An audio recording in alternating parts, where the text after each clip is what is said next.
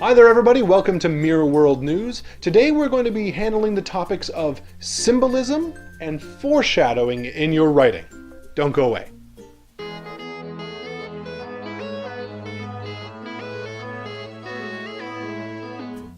Hi there everybody, welcome to Mirror World News. Again, I'm sitting here with Justine Dowsett, the producer and CEO of Mirror World Publishing. My title just gets bigger and bigger each Every time. Today we're going to be talking again about foreshadowing and symbolism. Now, there's a lot to cover in this episode, so pay attention, get a pen, whatever you need to do. You are a writer. Alright, so first of all, what do you mean by symbolism and foreshadowing? Alright, so symbolism and foreshadowing are both two ways that you can subtly provide information to your readers by giving them hints and clues in advance. And it adds depth to your writing. Okay. Alright, so there's two of them though. So what's the difference between the two of them? Let's start first of all with symbolism. What is symbolism? Okay, so symbolism is a visual clue that will give you some sort of depth or meaning to something you're trying to convey. And usually these are things that have developed universal meanings. So like the Nazi symbol, for example, or like the... Bad. Yeah, exactly. You see that and you immediately associate it with all those different things. Right. But it can be like more simple than that too. It could just be a color. So red, passion. White, purity. Right, exactly. Okay. Alright, okay. So that's symbolism. So Yeah. how is that different? What is foreshadowing then? How is that different? So foreshadowing is where you hint at future events early on in your story. So you maybe drop a similar scenario in there as something that's going to become useful later, or maybe you notice that there's a hammer like lying in the background, and later on that'll be the murder weapon. Or, you just leave some little hint as to what's going to happen. Chekhov's gun mentality, or something that I explained early. A great example of this, if you have not seen Shaun of the Dead, in the bar scene, he foreshadows the entire movie from start to end. It's beautiful.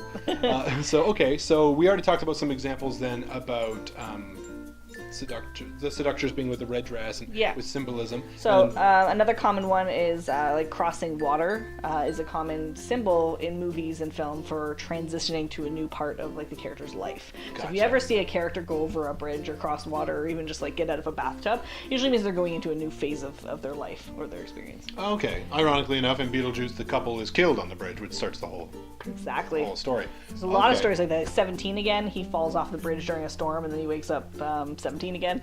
It's like it's always through water. I don't know why. Another thing is if someone gives flowers to another character, it's usually meant as an apology. Okay. Unless it's like a first date scenario, obviously, but... Apologize for being the first date. Sure. So these are all, again, symbols of symbolism. Hence why the name is symbolism. So anything with universal meaning that you use to convey that meaning in your story is going to be a use of symbolism. Okay. Yeah. And now on reverse, foreshadowing. How do you use it? What is it? Okay. Explain it. So you could, as we mentioned earlier, you could put an item that's going to be needed later in the plot. You could show that early on, and then at the time it'll have no meaning, and it's just something that's in the plot. Or you can show a scene that's going to be a scene information that comes in use later. Usually the first chapter or scene or maybe just prologue of your novel is actually like supposed to be a microcosm of the whole plot. So it kind of shows that solution or that plot in miniature, and then the whole plot will kind of play that out in a larger scale.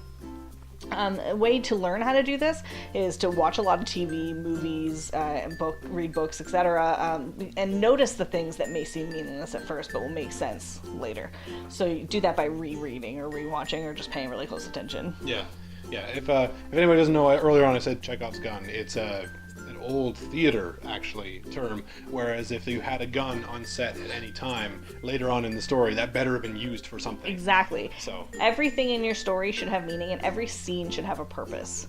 That's definitely something to keep in mind when you're writing. Yeah, if you're just writing it for filler, then it could be something that you just cut out. It has to have a reason to be in the story, so really think about it.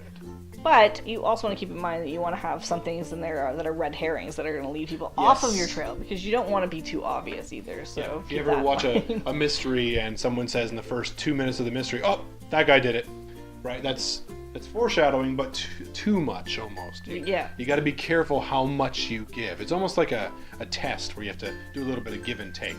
So with testing and giving and taking, a lot of people get scared by that, and they ask then, well, then how do I use it? How do I even get started using it? How do I know when I'm doing it? Yeah, a lot of it is going to be done instinctively. A lot of it's going to be done just because you've watched so many movies and you've seen so many plots that you kind of know how to do it already. If you don't, though, start learning how to recognize it. Start watching those things, paying attention, and then again, with the don't be too obvious. And remember that sometimes it helps to put in those red herrings to flip people's expectations or to subvert what they think is a symbol and use it in this reverse just to throw them off. So there's a lot of little things that you can do there as well. A good way to do it, actually, some people say for film anyway, to learn foreshadowing, is to watch a movie and then as soon as the credits start, go back to the first scene again immediately and see if there's anything in that first 15 minutes that really link to the end, especially in mysteries. Right. Because you'll usually see something.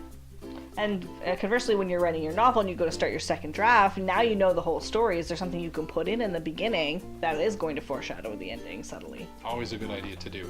Another one is foreshadowing that some people have mentioned before, and I just want to have your opinion on it, is prophecy foreshadowing. Yes, and it only really works in, I would say, fantasy. Yeah. And you have to do that. It's been used so many times, so you have to do that very cleverly, I think, to make it work. But yeah, of course. Okay, excellent. So there are some hints for you as to symbolism and foreshadowing. So take a stab at it, try it. I mean, with anything, any skill you do with writing, the more you do it, Yep. the better you're going to get. Run it by some people, some test readers, see what they think. Awesome. Well, thank you very much for coming in and letting us learn a little bit more about symbolism and foreshadowing. Thank you very much, everybody. Have yourself a great day. Don't forget to like and subscribe, wherever those buttons may be at the bottom. All right, thank you. Have a great day.